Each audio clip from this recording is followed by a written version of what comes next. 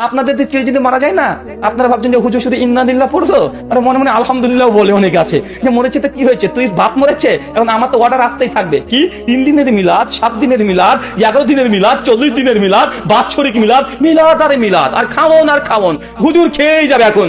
ভাই মনে মনে হাসে না অনেকে? জি, অনেকে মনে মনে হাসে।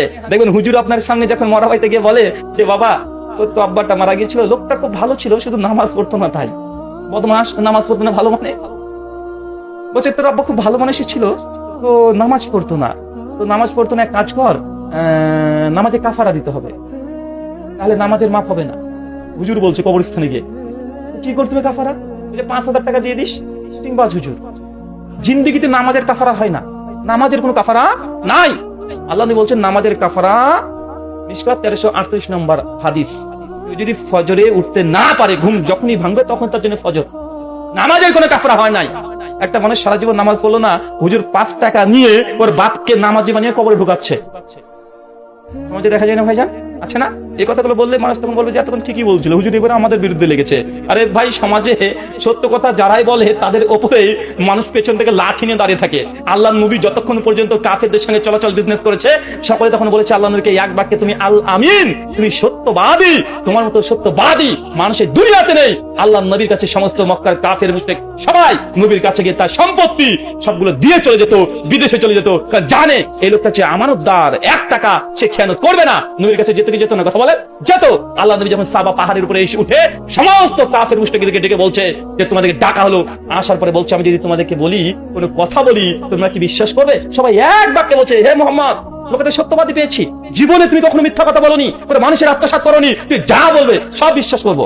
আল্লাহ নবী তখন সঙ্গে সঙ্গে আঙুল টেকে তুলে বলছে যে তোমরা সকলেই বলো লা ইলাহা ইল্লাল্লাহ তুফলিহুন, তোমরা সবাই বলো এক সত্য মাবুদ আল্লাহ ছাড়া কেউ নেই। তোমরা যে 360 দেব দেবতা পূজা করছো, একজন মাবুদ নাই, একজন ঈশ্বর না।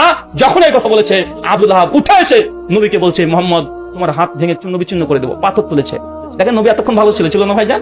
এতক্ষণ ভালো ছিল, যখন বলেছে লা ইলাহা ইল্লাল্লাহ, সঙ্গে সঙ্গে আল্লাহ নবীর বিরুদ্ধে তার অস্ত্র দাঁড় করেছে, কেউ করে নাই, করেছে। তাইফের ময়দানে আল্লাহ নবীকে রক্তাক্ত করে দিয়েছে। আল্লাহ নবী তো কারো কোনো ক্ষতি কোনোদিন করেনি, করেছে? কথা বলে কখনো ক্ষতি করেছে? কখনো করেনি। কাউকে এক ধাপ একটা গায়ে থাপ্পড় মারবে আগে তিনি কখনো করেনি। এটা ঐতিহাসিক রেকর্ড দ্বারা প্রমাণিত।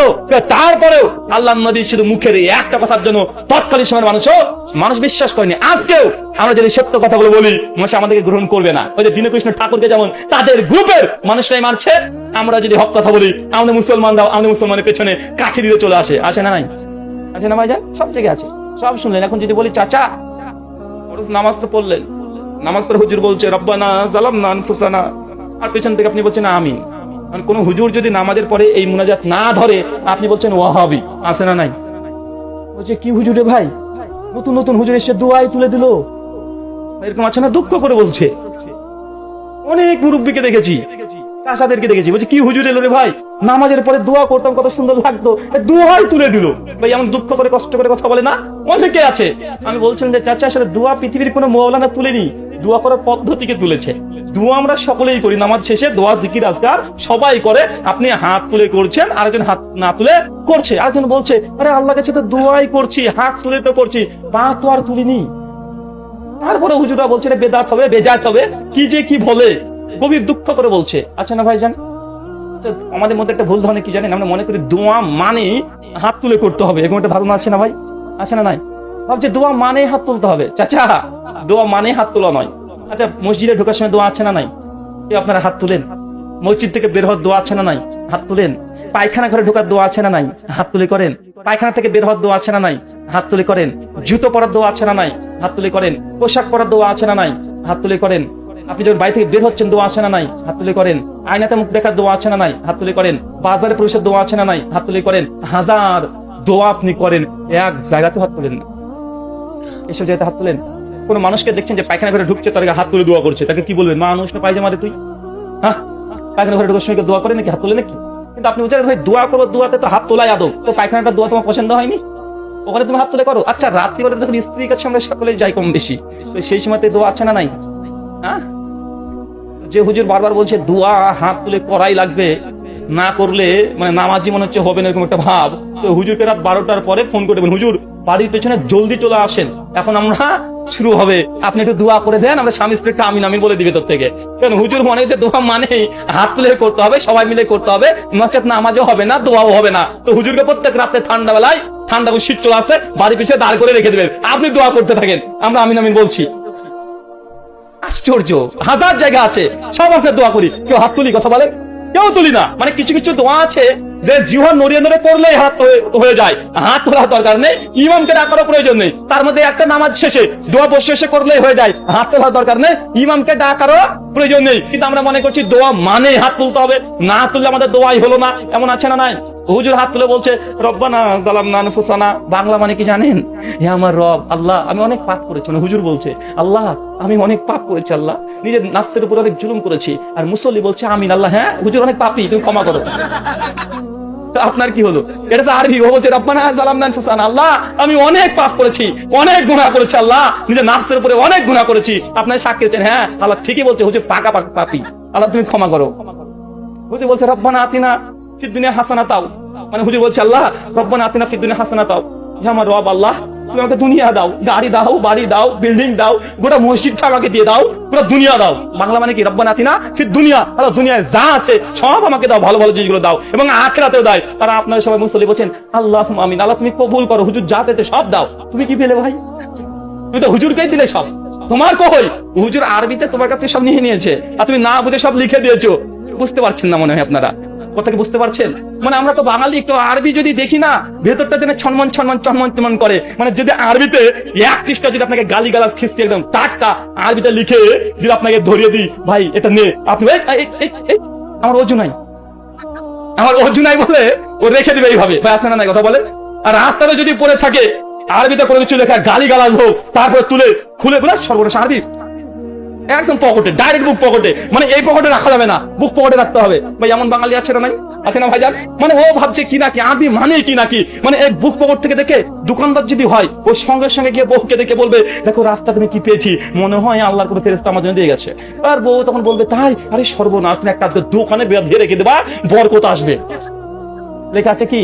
আরবিতে গালি গালাজ, ওর মা মাসি তুলে ধুয়ে ছেড়ে দিয়েছে, মানে আরবিতে। ও ভাবছে আরবি মানে আরবি মানে কোরআনটাই ভাবছে। আরে বেটা আরবি মানেই কোরআন না, আরবিতে আবু জাহেলের কথা বলতো, আবু লাহাবের কথা বলতো, আরবিতে এখনো কাফের মুশরিক সৌদি আরবে 2.5 কোটি খ্রিস্টানরা এখনো আছে, তারাও আরবিতে কথা বলে। এখন আরবিতে যদি একটা গীতা থাকে, মুসলমান কোরআন বলে তুমি মুখে রেখে দিবে?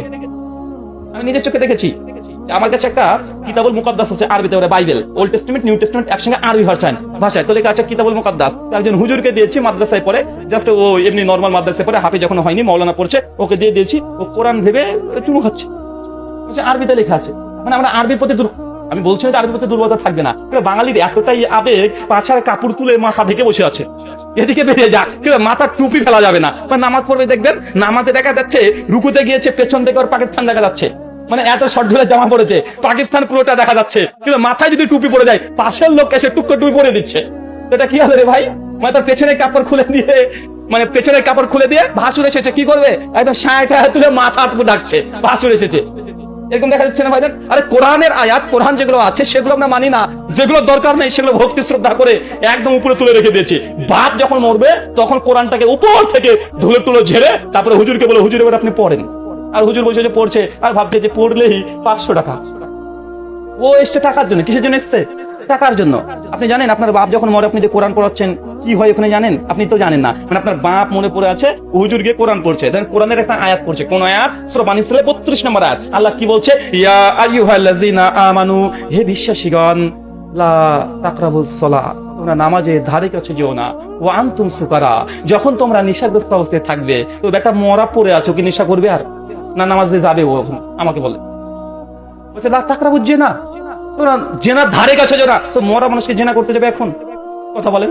ও পড়ছে সূরা মাইদা 90 নম্বর আয়াত, ইয়া আইয়ুহাল্লাযিনা আমানু ইন্নামাল খামরু ওয়াল মাইসির, হে বিশ্বাসীগণ, তোমরা মদ এবং জুয়া কখনো খেও না, কখনো জুয়া লটারি কেটো না। তো মরা মানুষ সারা জীবন মদ খেয়েছে, জুয়া খেলেছে, মরার পরে বলছে তুই কখনো খেলিস না, তো জিন্দেগি তার খেলবে? কথা বলেন। বলে কদ আফলাহাল মুমিনুন আল্লাযিনা হুম ফি সালাতিহিম খাশিউন, মরার সামনে গিয়ে পড়ছি। বাংলা মানে ওই সমস্ত মুমিনরাই সফল কাম যারা নামাজের মধ্যে খুশি খুশি ইখতিয়ার করে। জিন্দেগিতে এক ওয়াক্ত নামাজ পড়েনি, মরা মানুষের সামনে গিয়ে কোরআনের আয়াতগুলো পাঠ করা হচ্ছে। কি হলো, এটা কি হলো কথা বলেন ভাই? এটা যাচ্ছে, এটা যায়, কিন্তু আমাদের বাঙালি, এই যে আমি আগে বলেছি, বাঙালি মানে আমরা আবেগ বেশি, হুজুগে বাঙালি মানে একবার যদি একটা কুত্তা যদি ঘেউ করে আর 10টা কুকুর যখন শুরু করে দেয়, একবার শিয়াল যদি ঘেউ করে আর 10টা শিয়াল যখন আমরা ঘেউ শুরু করে দেয়, এরকম কোন একটা গল্প শোনা যায় যে সৌদি আরবে এক বাঙালি গেছে কাজ করতে, 4 বছর কাজ করেছে লাগাতার। যাওয়ার পরে গোটা সৌদি আরবে দেখছে যে সব আরবি, ও তো মাথা খারাপ, বাপরে বাপ সবাই আরবি। 4 বছর পর বাড়িতে এসেছে, আর গ্রামের মানুষ বলছে বাপরে বাপ, সৌদিতে গিয়েছে, মক্কা মদিনা আল্লাহ নবীর কবর জিয়ারত করেছে, বিশাল ব্যাপার, হাজি সাহেব চলে এসেছে, উঁচু উঁচু টুপি টুপি পরে, একদম জুব্বা হাব্বা পরে, সাদা ভগভগে পরে চলে এসেছে। পাড়া মানুষ ঘিরে ধরেছে, যে সুদের কি কি দেখলি মক্কা বল, মদিনায় কি কি দেখলি বল। ও তো বলছে, আরে ভাই মদিনায় মক্কায় সবাই আরবে, সব আরবিতে কথা বলে, সব আরবিতে, কেউ বাংলা বলেই না। বাংলা শুধু দুটো জিনিস হয় সৌদিতে, কি হয় বলছে আজান, আজানটা বাংলাতে হয়, আর সূরা ফাতিহাটা বাংলাতে হয়। মানে ও গিয়ে দেখবে সৌদি সব আরবি, এখন আর পরিচিত কিছু লাগেনি, একটা পরিচিত পেয়েছে, কি আজান। বলছে আমাদের এখানে যা হয় ওখানে তাই হয়, ও আজানকে মনে করছে বাংলা। তো এটা শুনে শুনে অভ্যাস, বলছে এটার কোনো পার্থক্য হয়নি, বাকি সব কিছু আমরা বলি 100 টাকা, ওরা বলছে মিয়া মানে 100 100 উস্তাদ ভাইজান, মানে ও হচ্ছে সবকিছু, আমরা হচ্ছে টাকা, ওরা বলছে রিয়াল, মানে সবকিছু পরিবর্তন। কিন্তু ওদের একটা জিনিসই আমাদের সঙ্গে মিল আছে, বাংলাতে আরবরা একটাই বাংলাতে বলে, সেটা হচ্ছে আজান আর সূরা ফাতিহা। তো আসলে কি ওটা আরবি? আসলে কি বাংলা? বাংলা না, ওটা আরবি। তো আমরা বাঙালি হচ্ছে এই ক্যাটাগরির। আল্লাহ সুবহানাহু ওয়া তাআলা তুমি আমাদের প্রত্যেককে এই কথাগুলো বোঝার তৌফিক দান করো, সকলে পড়ি আমিন। আমাদের শুধু এই কথাগুলো বলে কাউকে আমি অপমান করতে চাইলাম না, জাস্ট নিজেদের ব্যক্তি কিছু সমালোচনা করলাম, নিজেদের ব্যক্তিত্ব পর্যায়ে কোন পর্যায়ে আমরা পৌঁছে গেছি এটা আপনাদেরকে বুঝালাম, এটা আপনাদের বোঝা উচিত। ব্যক্তির সমালোচনা যতক্ষণ না হবে মুসলিম জাতি কখনো সফলতার দ্বার প্রান্তে পৌঁছাতে পারবে না। আমরা এই ভারতবর্ষে মুসলমানরা 800 বছর ক্ষমতায় ছিলাম, আজকে ভারতবর্ষে মুসলিমরা নির্যাতিত, নিষ্পেষিত, লাঞ্ছিত, বঞ্চিত, পদদলিত, কারণ একটাই যে আমরা ইসলামটাকে ছেড়ে দিয়েছি।